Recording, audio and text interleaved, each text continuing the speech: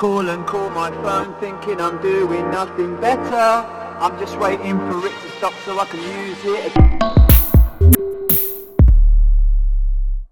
It's been great. I mean, I definitely felt really unlucky at the beginning because we were just about to release an album and promote the album, and for about a week I felt like it was the worst luck ever. And certain things are really hard, like making videos takes up way more time in lockdown, but other things are easy. I mean, doing the promo is great. I mean, I've never worked as hard in my life, really. Well, I've never been as productive in my whole life because there's nothing else to do. And you don't get any FOMO, you know, you don't feel like everybody else is having fun. So you don't have that like, oh, you know, maybe I should go out today. The name of the album, it was just, it's the name of the song that I did with Idols.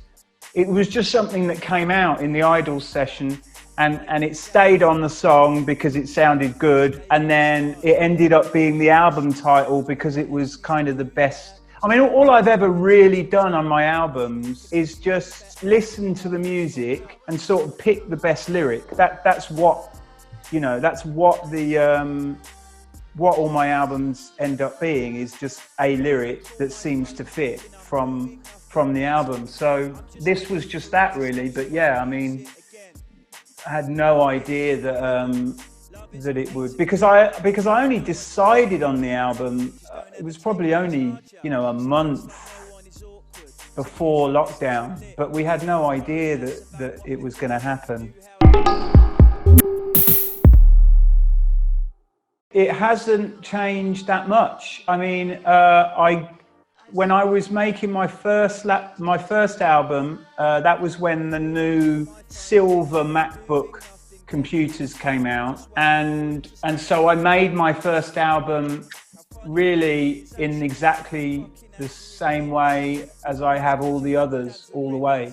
I think probably I've become, I think like in the middle, it got more, it was more of everything. I had lots of like toys in the studio, and because you think that it's going to make everything better, and it doesn't. So I've got a really, it's it's more simple than it ever has been in terms of what I'm actually doing. But in terms of myself, I actually feel closer to when I was doing my first album than to when I was doing, because, you know, you're going on an instinct more than you are, I guess, like expectations or the baggage that comes with being leading up to what people expect. When I did my first album, it was all just about what does it sound like when I listen to it. That's all I had, and the outside world kind of doesn't exist. I had no idea that it was going to be so popular. So you're just simply in that box, and the outside world doesn't exist. And I feel closer to that now.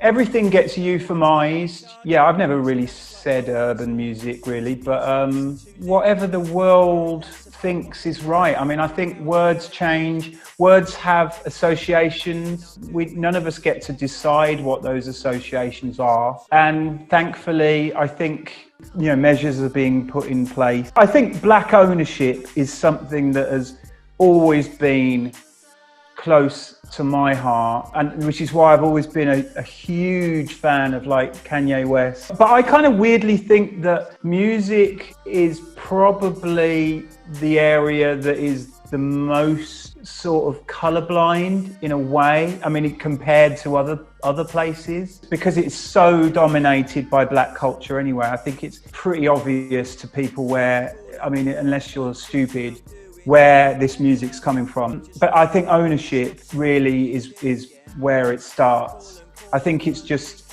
everything almost comes from there without even having to say it, you know?